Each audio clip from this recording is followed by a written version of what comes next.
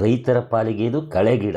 ಆದರೆ ತಾನು ಸುಂದರವಾಗಿ ಕಾಣಬೇಕು, ತನ್ನ ಕೂದಲಿಗೆ ಬಣ್ಣ ಕೊಡಬೇಕು, ತಲೆ ಕೂದಲನ್ನು ಸೊಂಪಾಗಿ ಬಳಸಬೇಕು ಅನ್ನುವ ಹಂಬಲವುಳ್ಳವರಿಗೆ ಇದು ಕೇಶರಂಜನ, ಕೇಶರಾಜ. ಹೌದು, ಕೂದಲಿನ ಅಧಿಪತಿ ಈ ಗಿಡ.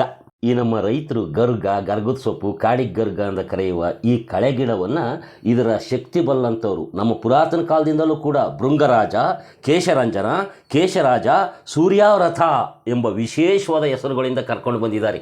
ಈ ಭೃಂಗರಾಜ ಸಸ್ಯ ತನ್ನಲ್ಲಿರುವ ಅಮೂಲ್ಯ ಗುಣಗಳಿಂದಾಗಿ ಪ್ರಾಚೀನ ಕಾಲದಿಂದಲೂ ಕೂಡ ಸೌಂದರ್ಯವರ್ಧಕ ಗಿಡಮೂಲಿಕೆಯಾಗಿ ಬಳಕೆಯಾಗ್ತಿದೆ. ಇದಕ್ಕೆ ಸಾಕ್ಷಿಯಾಗಿ ನಮ್ಮ ಪ್ರಾಚೀನ ಸಾಹಿತ್ಯದಲ್ಲಿ ಹಲವು ಉಲ್ಲೇಖಗಳೇ ಇವೆ.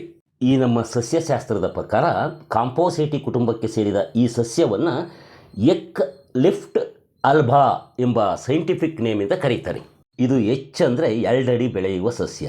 ಇದರ ಕಾಂಡ ತುಂಬ ಮೃದುವಾಗಿದ್ದು ಆಚೀಚೆ ಕವಲುಗಳನ್ನು ಹೊಡೆದು ನೆಲದ ಮೇಲೆ ಹರಡಿಕೊಂಡು ಬೆಳೀತದೆ. ಹೂವು ಬಿಳಿಯಾಗಿದ್ದು ಚಿಕ್ಕದಾಗಿರ್ತವೆ. ಈ ಗಿಡದಲ್ಲಿ ಇದರ ಹೂವಿನ ಬಣ್ಣಗಳಿಗೆ ಅನುಗುಣವಾಗಿ ಬಿಳಿ, ನೀಲಿ, ಹಳದಿ ಈ 3 ಥರದ ಸಸ್ಯಗಳಿವೆ. ಈ ಗಿಡದ ಬೇರು, ಕಾಂಡ, ಎಲೆ, ಹೂವು, ಬೀಜ ಎಲ್ಲವೂ ಔಷಧೀಯ ಗುಣವನ್ನು ಹೊಂದಿದ್ದು ಬಹಳ ಮುಖ್ಯವಾಗಿ ತಲೆ ಕೂದಲನ್ನು ತುಂಬ ದಟ್ಟವಾಗಿ ಬೆಳೆಸಲಿಕ್ಕೆ, ತಲೆ ಕೂದಲನ್ನು ಕಪ್ಪಾಗಿಟ್ಕೊಳ್ಳಿಕ್ಕೆ ಮತ್ತು ತಲೆಯ ಒಟ್ಟು ನಿವಾರಣೆಗೆ ಇದನ್ನು ಮುಖ್ಯವಾಗಿ ಬಳಸ್ತಾರೆ. ಹೀಗಾಗಿ ಭೃಂಗರಾಜ ತೈಲ ಅಂತಲೇ ಈ ಗಿಡದಿಂದ ತಯಾರಿಸುವಂತಹ ಎಣ್ಣೆ ತುಂಬ ಪ್ರಸಿದ್ಧವಾಗಿದೆ. ಅರ್ಧ ತಲೆನೋವಿಗೆ ತುಂಬ ಉತ್ತಮ ಔಷಧಿಯಾಗಿರೋದ್ರಿಂದ ಇದಕ್ಕೆ ಸೂರ್ಯವ್ರತ ಎಂಬ ಹೆಸರು ಕೂಡ ಇದೆ. ಈ ಗಿಡ ಸದಾ ನೀರು ಹರಿಯುವ ಕಾಲುವೆಗಳು, ತೋಟ ಗದ್ದೆಗಳ ಬದುಗಳಲ್ಲಿ, ತೇವಾಂಶ ಇರುವ ಭೂಮಿಯಲ್ಲಿ, ಕೆರೆ ಕುಂಟೆಗಳ ಪಕ್ಕ ಹೆಚ್ಚಾಗಿ ಬೆಳೀತದೆ. ತಲೆ ಕೂದಲು ಉದುರುತ್ತಿದ್ದಲ್ಲಿ ಮತ್ತು ಚಿಕ್ಕ ವಯಸ್ಸಿನಲ್ಲೇ ಕೂದಲು ಬೆಳಗಾಗಲು ಆರಂಭವಾಗಿದ್ದಲ್ಲಿ ಈ ಭೃಂಗರಾಜದಿಂದ ತಯಾರಿಸಿದಂತಹ ತೈಲವನ್ನು ಪ್ರತಿದಿನ ತಲೆಗೆ ಹಚ್ಚಿಕೊಂಡಲ್ಲಿ ಕೂದಲು ಉದುರುವುದು ನಿಲ್ಲುವುದಲ್ಲದೆ ಸೊಂಪಾಗಿ ಆರೋಗ್ಯಪೂರ್ಣವಾಗಿ ಬೆಳೆಯುತ್ತದೆ. ಬಾಲ ನೆರೆ ಕೂದಲು ಮಾಯವಾಗ್ತದೆ, ತಲೆ ಒಟ್ಟು ಕಡಿಮೆ ಮಾಡ್ತದೆ, ಕೂದಲು ದಟ್ಟವಾಗಿ ಹುಟ್ಟಿ ಬೆಳೀತದೆ. ನಮ್ಮ ಪೂರ್ವಿಕರು ಈ ಗಿಡದಿಂದ ಕಣ್ಣಿಗೆ ಹಚ್ಚುವ ಕಾಡಿಗೆಯನ್ನು ತಯಾರಿಸ್ತಿದ್ದರಿಂದ ಇದನ್ನು ಕಾಡಿಗೆ ಗಿಡ ಅಂತಲೂ ಕೂಡ ಕರೀತಾರೆ. ಈ ಭೃಂಗರಾಜ ಗಿಡವನ್ನು ಬರೀ ತಲೆ ಕೂದಲು ಬೆಳೆಸ್ಲಿಕ್ಕೆ ಮಾತ್ರ ಔಷಧೀಯ ಸಸ್ಯ ಅಂತ ತಿಳ್ಕೊಬೇಡಿ. ಇದು ಆಯುರ್ವೇದದಲ್ಲಿ ಅನೇಕ ಕಾಯಿಲೆಗಳಿಗೂ ಕೂಡ ಉತ್ತಮ ಮದ್ದಾಗಿ ಬಳಕೆಯಾಗ್ತಾ ಇದೆ. ಈ ಅಜೀರ್ಣದಿಂದ ಹೊಟ್ಟೆ ಉಬ್ಬರ ಉಂಟಾಗಿದ್ದರೆ ಈ ಭೃಂಗರಾಜ ಗಿಡವನ್ನು ಸಣ್ಣಗೆ ಹಚ್ಚಿಕೊಂಡು ಸ್ವಲ್ಪ ಎಣ್ಣೆಯಲ್ಲಿ ಹುರಿದು ಮೊಸರಿನಲ್ಲಿ ಜೀರಿಗೆ ಪುಡಿಯೊಂದಿಗೆ ಬೆರೆಸಿ ತಿಂದರೆ ಅಜೀರ್ಣ ಮಾಯವಾಗಿ ಹೊಟ್ಟೆ ಉಬ್ಬರ ಇಳೀತದೆ ಅಂತೇಳಿ ಈ ಹಳ್ಳಿಯ ಗಿಡಮೂಲಿಕೆ ತಜ್ಞರು ಹೇಳ್ತಾರೆ. ಆಯುರ್ವೇದದ ಪ್ರಕಾರ ಈ ಭೃಂಗರಾಜ ಸಸ್ಯದ ರಸಕ್ಕೆ ಚರ್ಮವನ್ನು ಪುನರ್ಯೌವನಗೊಳಿಸುವ ಶಕ್ತಿ ಇದೆ.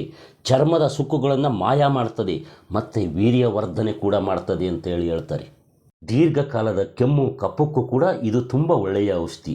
ಆಯುರ್ವೇದದಲ್ಲಿ ಇದರಿಂದ ತಯಾರಿಸಿರುವಂತಹ ಭೃಂಗರಾಜರಸವ ಎಂಬ ಔಷಧಿ ಕೆಮ್ಮು, ಕಫ ಮತ್ತು ಲಿವರ್ನ ತೊಂದರೆಗಳಲ್ಲಿ ಹೆಚ್ಚಾಗಿ ಉಪಯೋಗಿಸಲ್ಪಡುತ್ತದೆ. ಚರ್ಮ ರೋಗಗಳೇನಾದರೂ ಇದ್ದರೆ ಈ ಭೃಂಗರಾಜದ ಬೇರನ್ನು ಕುಟ್ಟಿ ಪುಡಿ ಮಾಡಿ ನೀರಿನಲ್ಲಿ ಬೆರೆಸಿ ಆ ಚರ್ಮರೋಗ ಇರುವ ಭಾಗಕ್ಕೆ ಲೇಪನ ಮಾಡಿದರೆ ಚರ್ಮರೋಗ ಸ್ವಲ್ಪ ದಿನದಲ್ಲೇ ಕಾಣೆಯಾಗ್ತದೆ. ಈ ತಲೆನೋವಿನಿಂದ ಬಳಲುವವರು ಈ ಭೃಂಗರಾಜದ ರಸವನ್ನು ಎಳ್ಳೆಣ್ಣೆಯೊಂದಿಗೆ ಬೆರೆಸಿ ಹಣೆಗೆ ಹಚ್ಕೊಂಡ್ರೆ ತಲೆನೋವು ಮಾಯವಾಗ್ತದೆ. ಈ ನಮ್ಮ ಪಕ್ಕದ ಕೇರಳ ರಾಜ್ಯದ ಮಹಿಳೆಯರ ತಲೆ ಕೂದಲು ತುಂಬ ಕಪ್ಪಾಗಿ ದಟ್ಟವಾಗಿ ಬೆಳೆದಿರ್ತದಲ್ಲ, ಅದಕ್ಕೆ ಮುಖ್ಯ ಕಾರಣವೇ ಅವರು ಬಳಸುವಂತಹ ಈ ಕೇಶರಾಜ ತೈಲ ಅಂತೇಳಿ ಕೇಶ ವಿನ್ಯಾಸಕಾರರು ಹೇಳ್ತಾರೆ.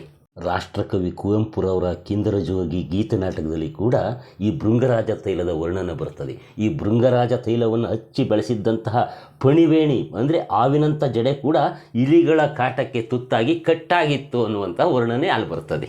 ರೈತರ ಮಕ್ಕಳಾದ ನಾವು ಕೂಡ ಈ ಗಿಡ ನೋಡಿ ಕಳೆ ಗಿಡ ಅಂತ ನೆಗ್ಲೆಕ್ಟ್ ಮಾಡ್ತಿದ್ದ ಈ ಗಿಡದಲ್ಲಿ ಇಷ್ಟೆಲ್ಲ ಔಷಧೀಯ ಗುಣಗಳಿದ್ದಾವೆ ಅಂದರೆ ಇನ್ನು ಈ ನಮ್ಮ ಪ್ರಕೃತಿಯಲ್ಲಿ ಇನ್ನೆಂಥ ಶಕ್ತಿಯನ್ನು ತುಂಬಿಕೊಂಡಿರುವಂತಹ ಗಿಡಗಳಿವೆಯೋ ಆಶ್ಚರ್ಯ ಆಗ್ತದೆ. ಹೀಗಾಗಿ ಈ ವಿಡಿಯೋಗೊಂದು ಲೈಕ್ ಮಾಡಿ, ಮತ್ತು ನೀವು ನೋಡುತ್ತಿರುವ ನೇಟಿವ್ ನೆಸ್ಟ್ ಯೂಟ್ಯೂಬ್ ಚಾನಲ್ಗೆ ಸಬ್ಸ್ಕ್ರೈಬ್ ಮಾಡ್ಕೊಂಡಿಲ್ಲ ಅಂದರೆ ಸಬ್ಸ್ಕ್ರೈಬ್ ಮಾಡ್ಕೊಳ್ಳಿ. ಈ ಗಿಡದ ಬಗ್ಗೆ ನಿಮ್ಗೆ ಅನಿಸಿದ್ದನ್ನು ಕಾಮೆಂಟಲ್ಲಿ ತಿಳಿಸಿ. ಎಲ್ರಿಗೂ ನಮಸ್ತೆ.